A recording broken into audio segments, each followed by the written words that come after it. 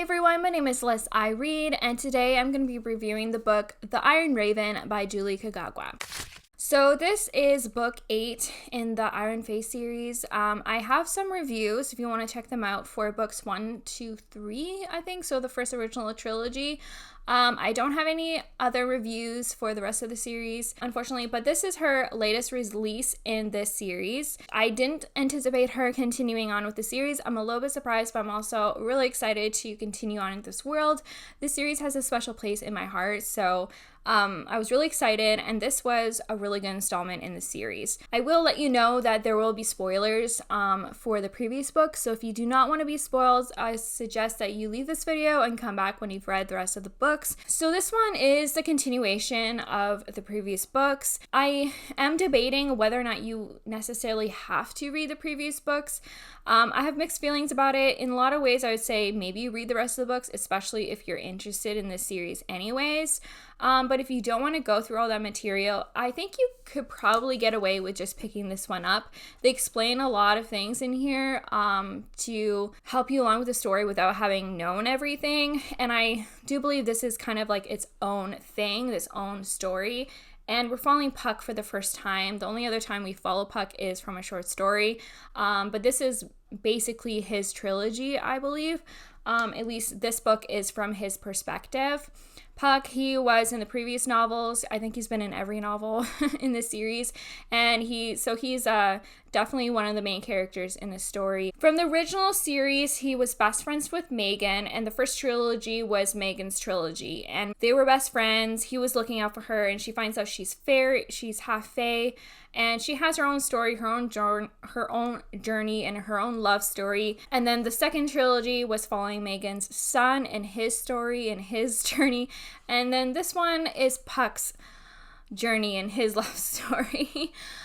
These are definitely like adventure, traveling stories. They're always going somewhere in a group, trying to solve kind of a mystery or trying to save the Never Never, I should say. So this is a fairy novel. We're following fairy characters, and sometimes they're in the human world, but for the most part, it takes place in the Never Never. And there's a lot of political intrigue and mysteries.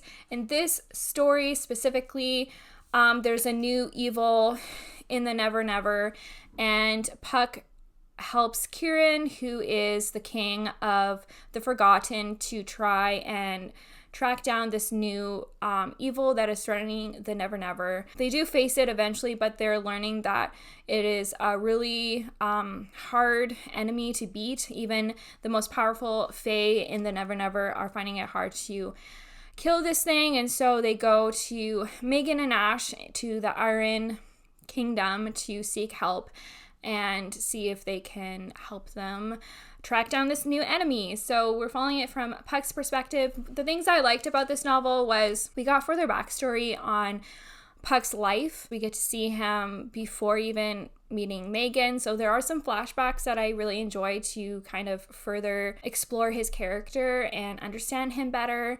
And in this one, he faces a lot of demons. There's a lot of stuff that's happened in the previous books that he faced, and he kind of is confronting his past demons from the previous novels. So I did enjoy that kind of exploration, and we got to see a side of Puck that we haven't seen before, kind of his darker side. And I enjoyed all those things. There is a romance in here with Puck, or for Puck, I should say, and it was nice to see that for him. And I got to see all my favorite characters. I got to see Ash and Megan and Grimmkin.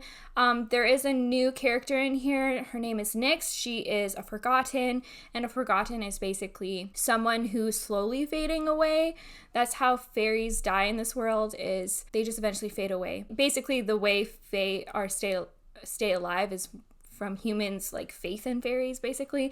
So eventually fairies fade away if they don't get killed before then. So she is a Forgotten, so she's kind of on the cusp of that, and she's also an assassin, and she's Kieran's assassin, and it's their romance together.